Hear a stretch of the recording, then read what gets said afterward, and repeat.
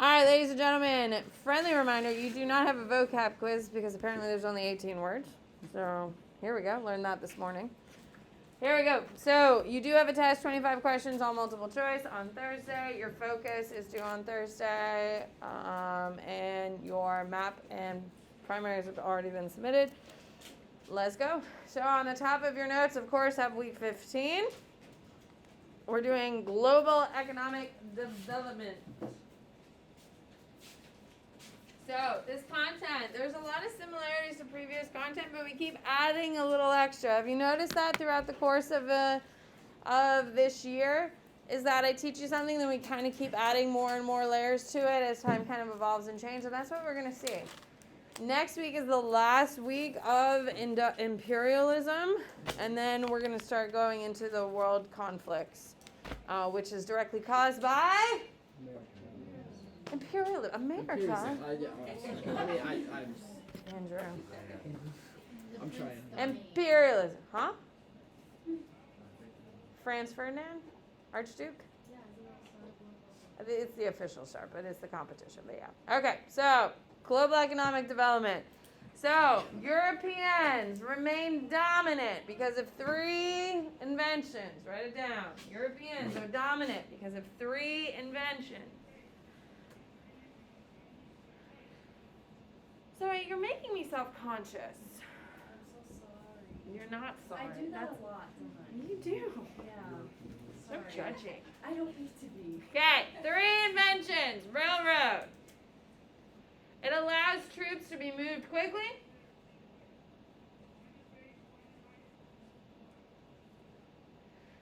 And move raw materials out. Then you have steamships. Your next invention, move navies quickly.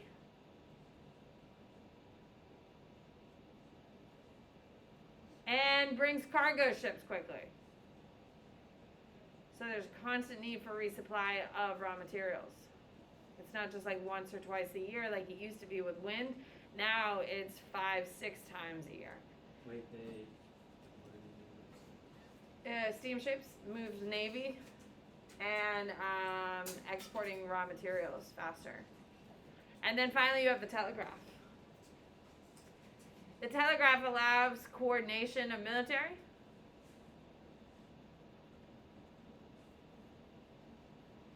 And maintaining control of the population.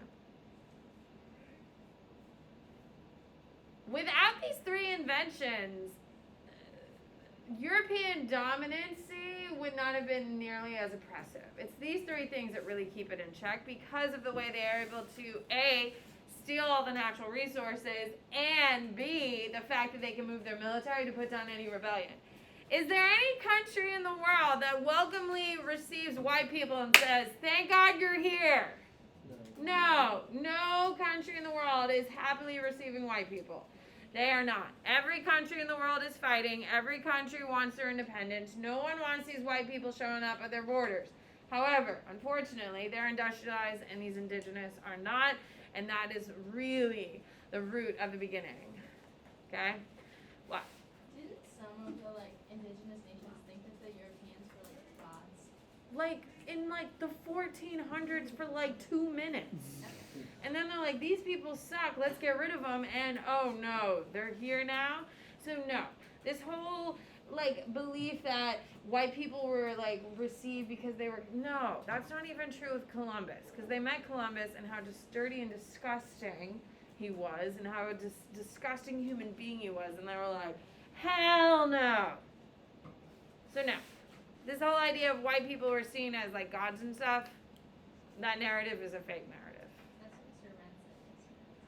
They were received shortly, but not it's not a perpetuated lie that kept going on and on. Most of these people were just good hosts and nice people to people they've never seen who showed up at their shores completely with nothing, right? They're just being kind. Most of them are not. Okay, raw materials. Of course, cotton. Why is it of course cotton? There's a genuine reason why cotton is the most important raw material. And why is it? Will? Because Great Britain banned it. They banned Indian cotton. No. Don't read my PowerPoint. You can read my PowerPoint. It's there for hints. But no. Why is cotton the most valuable raw material during this time period? It's an obvious answer. We've talked about it 10,000 times. Ishan. Not Ishan. It's fun.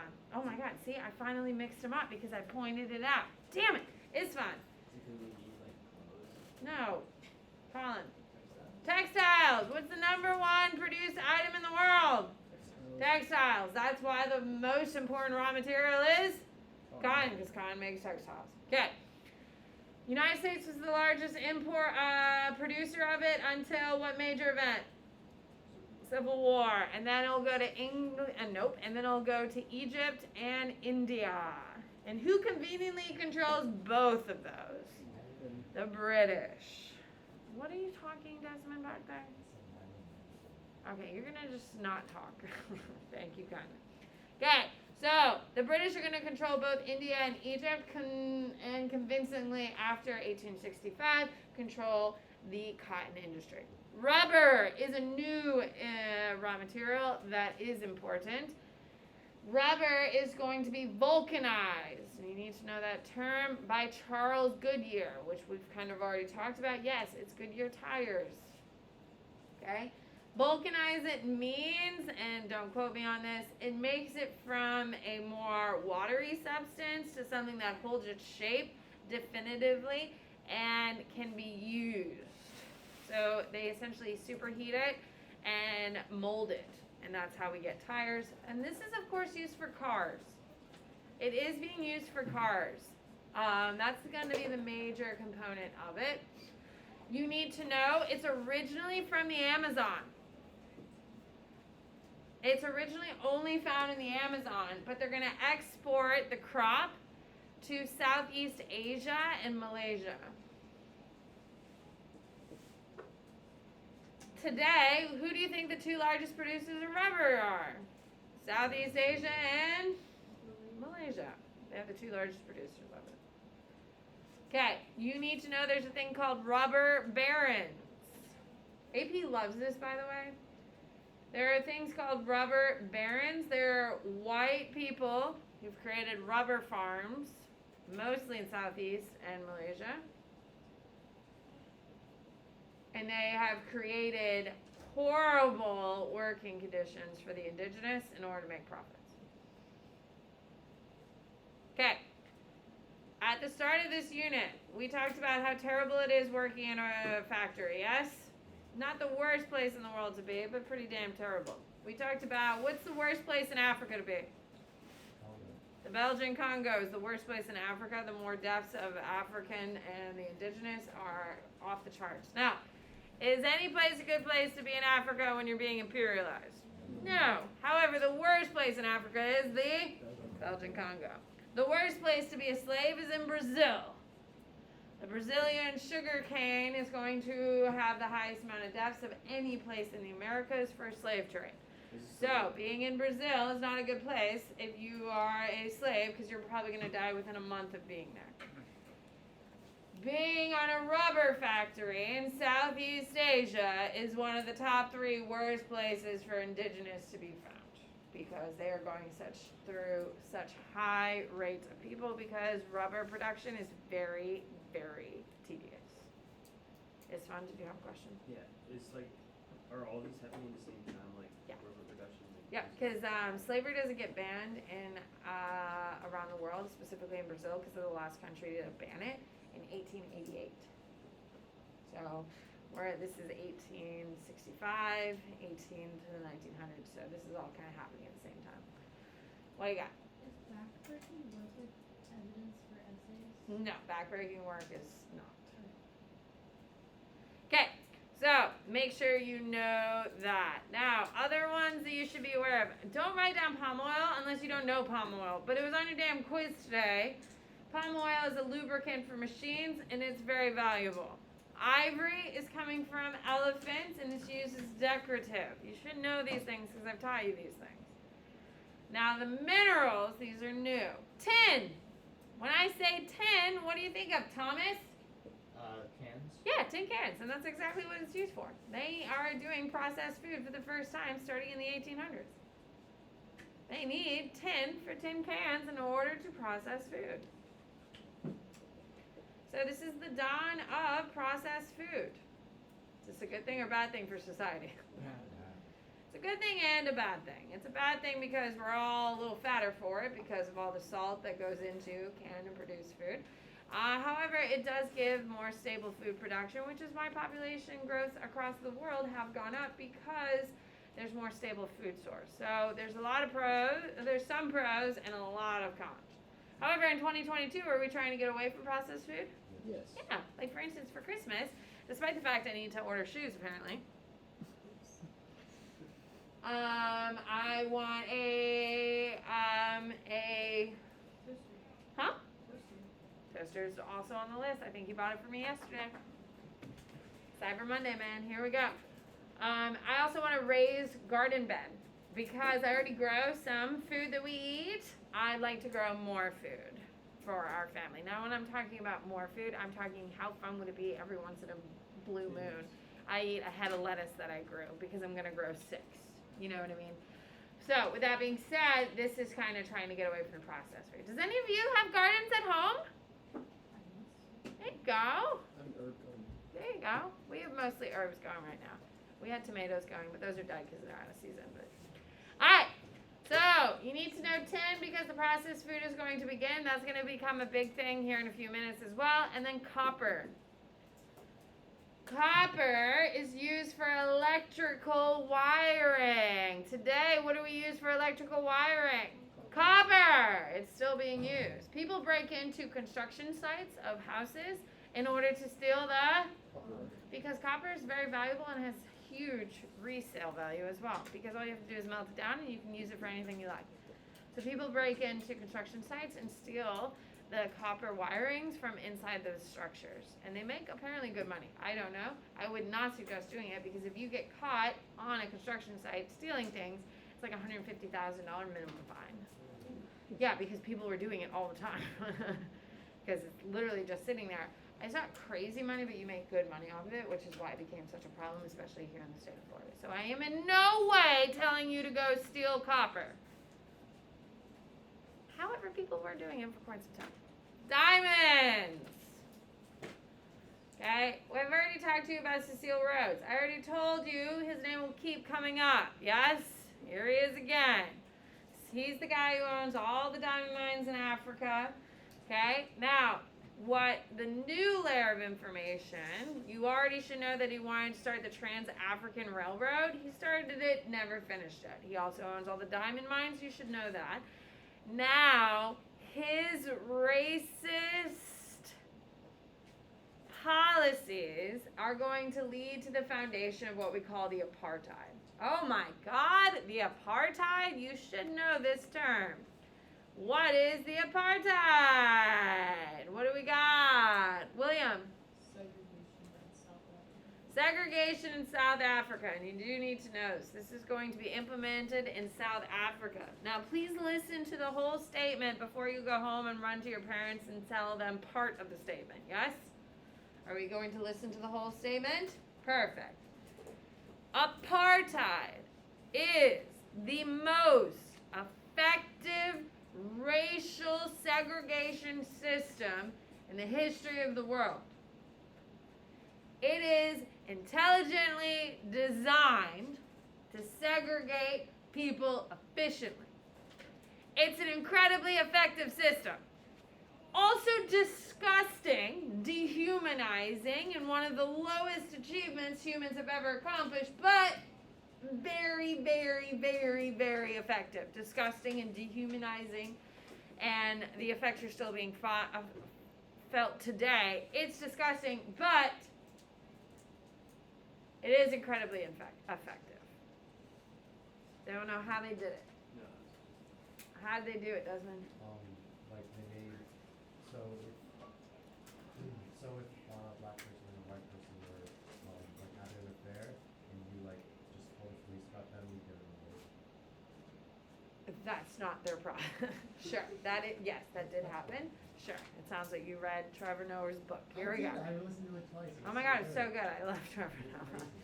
Okay, with that being said, since I didn't get Taylor Swift tickets, I wanted Trevor Noah tickets, and those sold out super quick too. And he's not coming You anywhere. can get a refund. For Trevor Noah? Last year I got them for my birthday and they got canceled and a refund. Yeah. That's not kind. Moving forward, Trevor Noah is relevant because he's from South Africa and he talks about the apartheid and all that stuff. Anyway, here we go. So the apartheid, what they do, and you do need to know this, is they are going to put minorities into power over majority ethnic groups. They are going to put minorities in authority positions over ethnic majorities. Why? No, it's not more control. Colin. Wouldn't they try to fight each other? Yeah, they're fighting each other and not the British. So, they already hate each other because they're ethnic minorities and majorities, and they already have a bunch of cultural things that have existed since the dawn of time. Remember, like, this is not a place of immigrants. These people have been living and existing in this territory for eons, correct? So, the cultural traditions are different in Africa, and they have smaller places and smaller tribes. Well, they put the smallest tribe in power, so it pisses off everyone else. So instead of being mad at the British, they're mad at the small minority group who is in power. And the British can say, well, it's not our fault. They made the decision. And so they're deflecting responsibility, which only continues to cause more chaos. Well, how does this help? Hmm? How does this help, like, slavery? So slavery is not something the British are really into. They get rid of it first. The British aren't really into slavery, but they're there for the exploitation of labor. So by using the cultural conflicts between, they can exploit people easier and much more efficiently with less repression. So if we know that this majority really hates this pretty small minority, then we can easily enslave them. So they actually do their history, and they actually look up all of these groups and educate themselves and then implement laws to weaponize them. Yeah. Did I tell you it's very efficient and very effective? It's disgusting and exploitative, and the fractures of it are still being felt today. What was, like, the point of it? Why did they do it? Huh? Why did they create it? What was the point of it? Oh, to manipulate, control, exploit the people, get the cash crops from there. It has a ton of natural resources. So, alright, here we go. So, agricultural products. Traditionally, write this down, Africa, Southeast Asia, and Latin America use subsistence farming. What is subsistence farming, Alex? It's when you just grow enough to support your family, and if you have like a little bit left over, you could like sell that extra crops. There you go. Yeah, you're growing food to feed. Now, from my little gardening bed that I'm asking for Christmas, am I going to be a subsistence farmer? No, absolutely not. If we were depending on my little garden to feed us, we'd be dead in 3 weeks, okay? It's not going to work, but it's a cute little hobby of mine, and Hank loves doing it with me. He loves watering plants and digging and stuff like that, so we have a good time, 2 of us palling around. Okay? So, subsistence farming is the traditional way. You grow what you eat what you grow, right, Lauren? So, the Europeans are going to arrive, and they need cash crops grown. So they're going to force indigenous, you need to write this down, force indigenous to grow cash crops. So if they're forcing the indigenous to grow cash crops, that means they're not growing food to eat. Okay, so they're going to force the indigenous to grow cash crops, which will stop them from growing food they eat. So what is an obvious outcome that's going to happen, Lincoln? Population is going to decline, not because they're starving to death. Someone's like, oh my God, they're all starving to death. No, they're not starving to death. This is over generations. What is occurring? What is occurring? What do you got for me, Jade? Is it like disease, not disease, or No. Guys, what is happening here? Reagan, what do you think? There's less food available. Huh? Oh, so they're like, they work more for? No, Thomas? Not all cash crops are food, so they aren't growing as much food. Well, yeah, that was clear. They just stop reproducing.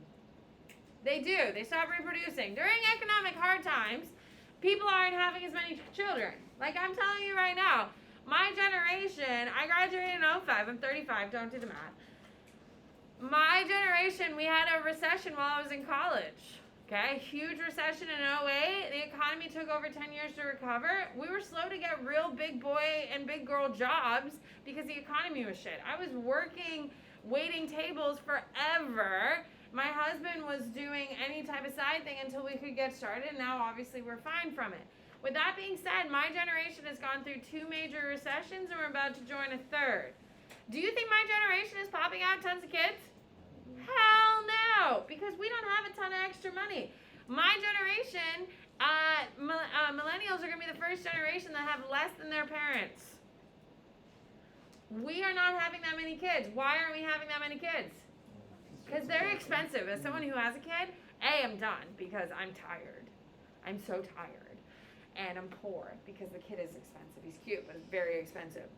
With that being said, ladies and gentlemen, people aren't having as many kids just because there's not as much money. You're probably not going to have as many kids as your grandparents did because the way the economy is looking and looking like it ain't going to be booming for you. Can we agree? It looks like we're about to hit into another recession right as you graduate high school, which means there's less money available going into college, which means it'll be a slower economic turn. Now, hopefully, by the time you get your degree and move on into the big boy and big girl land, hopefully jobs are open and available again. Now, all of this is speculation, of course. It doesn't mean it could be true. With that being said, you're probably not going to have that many kids. The time period of Americans having 5, 6 kids is over. Can we agree? Cost of living has gone up, inflation has gone up, all of those things. People aren't having that many children. Same thing's happening here. They have less food, so they're having less kids. Now, the other kicker to this, and you're going to need to write this down, the Europeans are pushing a narrative of shopping for food. Why would they be pushing a culture of shopping for food at a store? Why would Europeans be pushing this, Kaden? To make money. So instead of people just going in their backyard and picking out the fresh crops of the day and cooking that for dinner, they're teaching them that you got to go to the store and buy things for dinner. You can't make things at home. You need to buy them because they get money from it. And the second thing, it's because it puts Europe, makes them more powerful. You need to know that. They become more dependent on European nations. This is the biggest problem that we are seeing in Southeast Asia, specifically in your Pacific Islands, is that the European colonizers came in and changed their culture so significantly that people don't know how to live off the land like they used to. They're completely dependent on canned food items and shipments that come in every week to their little islands. They don't know how to live off their land. And who did that? Europeans. Why? Because it's better for them or to exploit them? And to force them to be dependent. Because of this, the Europeans are also going to increase prices. Once they get them dependent, why do they increase prices?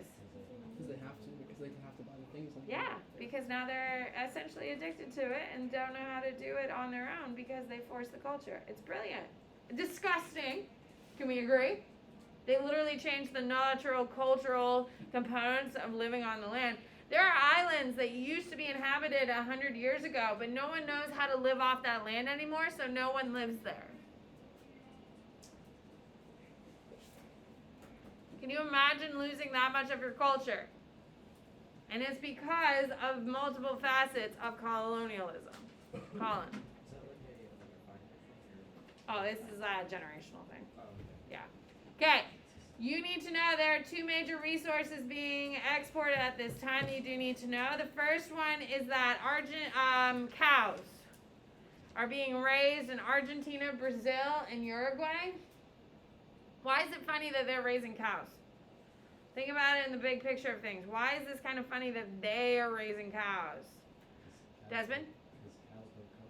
Yeah, cows come across in the Columbian Exchange. So no cow had even been into the Americas until 1492 with Columbus, and now they're the largest cow producers in the world. Second, Texas comes second. What do you got? What was the country? It is Argentina, Uruguay, and Brazil. The other thing is you do need to know guano. Guano is bat poop. Isn't used as fertilizer? It is some of the most nutrient-dense fertilizer in the world. It is incredibly effective. See ya. Have a good day.